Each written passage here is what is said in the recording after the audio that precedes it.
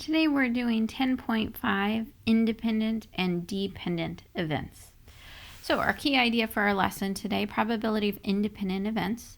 Probability of two or more independent events is the product of the probabilities of the events.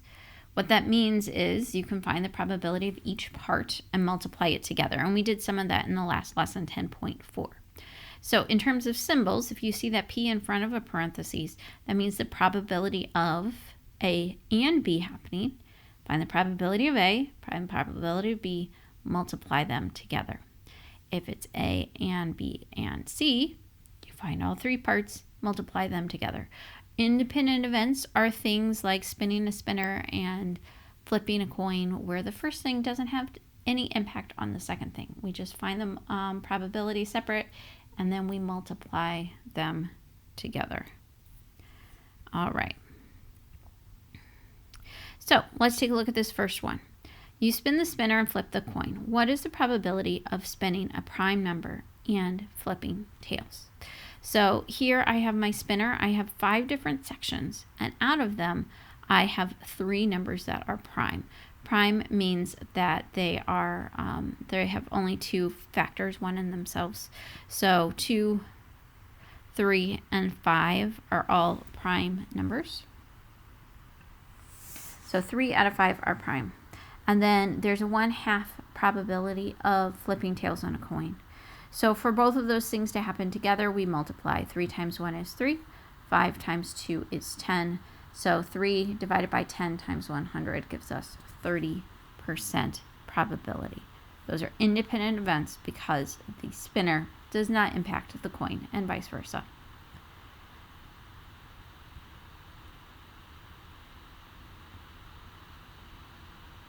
All right.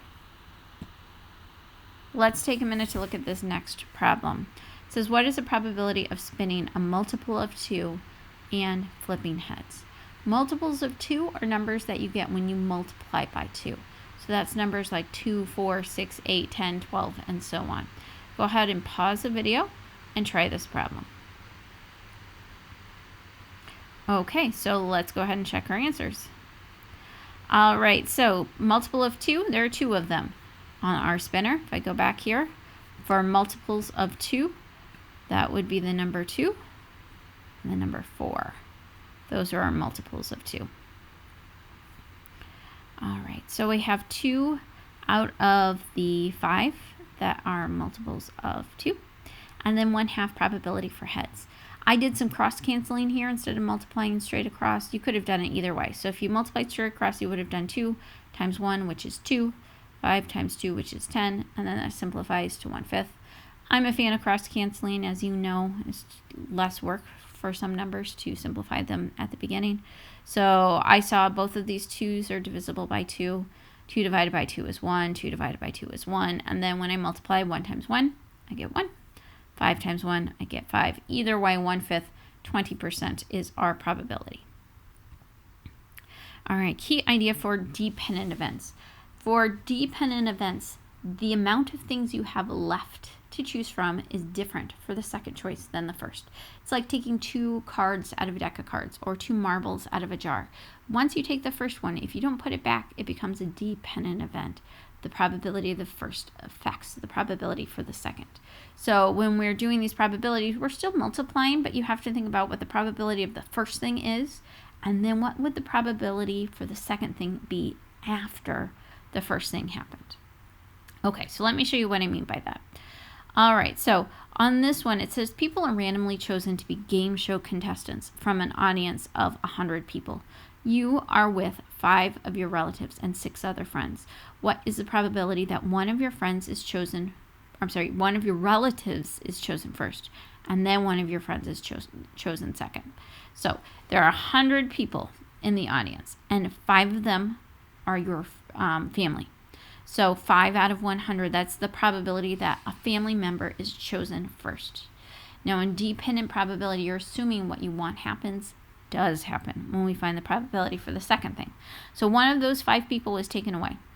There are only 99 people left in the audience to choose from. That's why it's a dependent event. After that first person is chosen, there are fewer people left to choose from. So now we've got 99 people, and then we have 6 friends. None of those friends were chosen for the first person. So we have 5 over 100 times 6 over 99, and that'll give us our answer. You can see my work here that I did some simplifying and cross-canceling before I multiplied because my numbers are so big. If I do 5 times 6 and get 30, and I do 100 times 99 and I get 9,900, it's a lot of work to simplify when we have numbers that are so big. So I like to simplify them first. So I did 5 divided by 5 and 100 divided by 5. I made it 120. I did 6 over 99 and simplified it by dividing by 3. 6 divided by 3 is 2. 99 divided by 3 is 33. And then I cross-canceled some more. So 2 and 20 are both divisible by 2. 20 divided by 2 is 10. 2 divided by 2 is 1. And then I multiplied straight across. 1 times 1 is 1. 10 times 33 is 330. I certainly could have multiplied first and then simplified at the end. Either way, 1 divided by 330 times 100 gives you about 0.3%. All right, next one. What is the probability that you, your relatives, and your friends are not chosen to be either of the first 2 contestants? So imagine that we are back in the world of all 100 people in the audience again. Go ahead, pause, try this problem. Okay, let's check our answers. So the first thing you have to do is figure out how many people are you, your relatives, and your friends. So 1, that's you. 5 relatives, 6 friends. Together, those 12 people that you know in the audience. And then that means when we subtract from 100, we have 88 people that we don't know in the audience. So the probability that we are not chosen for either one. So the first one is 88 out of 100 are people we don't know. And then one of those people is taken to be a contestant. And that leaves that there are 87 people left that are people we don't know in the audience, and there are 99 people in the audience altogether. So by taking one person away, both our numerator and our denominator went down by 1 because we chose from that same group of people that we don't know. That same group was chosen for each. So I've got 88 over 100 times 87 over 99. And again, this one I didn't simplify my fractions before I started to do some cross-canceling. It probably would have saved me a little bit of work, but I cross-canceled here by 11, did 8 times 87 is 696, and 100 times 9 is 900, divided them both by 6, divided them both by 2, and ended up getting 58 over 75, and that is about 77%. For this next problem, it says the student randomly guesses the answer for each of the multiple choice questions. What is the probability for answering all 3 questions correctly? So this looks like a 7th grade social studies test. These are all questions from units that you've done so far this year. And it's an example of an independent event because it really doesn't matter what my choice is on my first problem. It's going to be different for my second problem and so on. The first choice doesn't impact my second choice. So there are 5 choices for question 1, and one of them is the right answer. So I have 1 out of 5 chance of getting question 1 right. For question 2, again, there are 5 choices and one of them is right. And for question 3, there are 5 choices and one of them is right. So the probability of randomly guessing all 3 correctly, 1 times 1 times 1 is 1. 5 times 5 times 5 is 125. 1 divided by 125 gives us 8 thousandths, and times 100 is going to give us about 0.8%. So it's a very, very low chance of guessing correctly. For number 3, it says the student can eliminate choice A for all 3 questions. What is the probability of answering all 3 questions correctly? Compare this probability with the probability in example 3, and what do you notice? Okay, so go ahead and pause the video and try this problem on your own. All right, let's check our answers. The student, so for this one, because the student can eliminate one choice, instead of being 1 out of 5, it's now 1 out of 4. There are 4 choices for each. So 1/4 times 1/4 times 1/4 gives you 1 out of 64, which gives us about 1.5%. In our last one, it was 0.8%, so about twice as likely to get them all right when you are eliminating just one out of those 5 choices.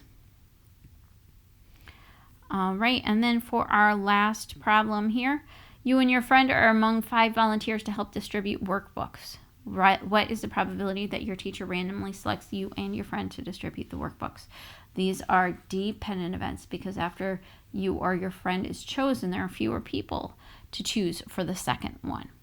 All right, go ahead and pause the video and try this problem on your own. Okay, let's check our answers. So for this one, you and your friend, that's 2 people out of the 5 that you want to be chosen. Your teacher chooses one of you, either you or your friend. That means there's only one of you, either you or your friend left. And instead of 5 people to choose from, there are now 4 people. So 2 people you know out of the 5, and then 1 person you know out of the 4 that are left. When you multiply those together, you get 2 over 20. That simplifies to 1/10 and 10%.